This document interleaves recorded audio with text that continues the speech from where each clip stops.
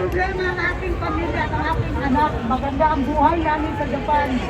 Pero bilang Pilipino na may mga magulang, kamag-anak at kaibigan na naiwan sa bansang Pilipinas, ako po ay nakikiisa at galit na galit sa ginawa ng administrasyon mo!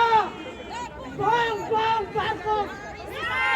Nakalimutan mo ba kung sino ang nagpalibing sa tatay mo sa loob ng 30 years bilang presidente? Ang dumaan pero hindi pinayagan. Sinusunod natin ganun ang iyong ama.